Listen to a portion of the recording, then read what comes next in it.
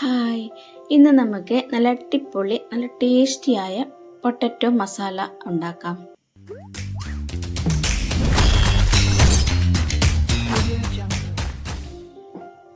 ചൂടായ പാനിലേക്ക് ഓയിൽ ഒഴിച്ച് അതിലേക്ക് അല്പം വെളുത്തുള്ളിയും ഒരു പച്ചമുളകും അല്പം കറിവേപ്പിലയും കൂടി ചേർത്ത് ഒന്ന് ഇളക്കാം.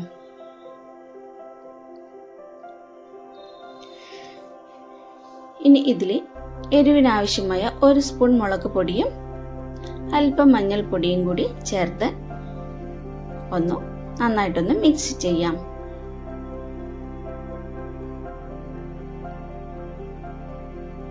ഇനി ഇതിലേക്ക് കനം കുറച്ചരിഞ്ഞ ഒരു ഉള്ളിയും നീളത്തിലരിഞ്ഞ 2 പൊട്ടാറ്റോയും കൂടി ചേർത്ത് നന്നായിട്ടൊന്ന് മിക്സ് ചെയ്യാം.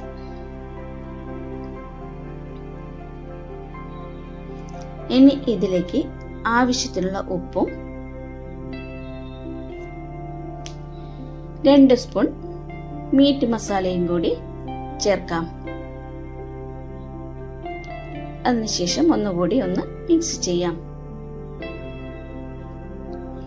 ഇനി അല്പം വെള്ളം കൂടി ഒഴിച്ച് നമുക്കൊന്ന് മൂടി വെച്ച് വേവിക്കാം.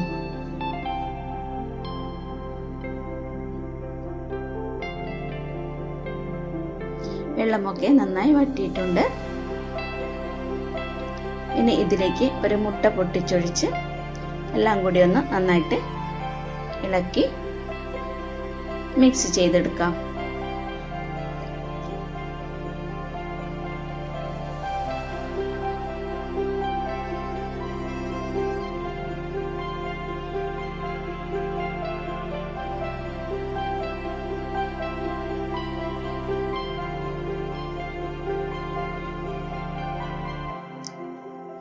ഒന്ന് മൂടി വെച്ച് മാറ്റി വെച്ചതിന് ശേഷം അല്പം കോൺഫ്ലവറും കൂടി കലക്കി ഒഴിക്കുന്നുണ്ട്.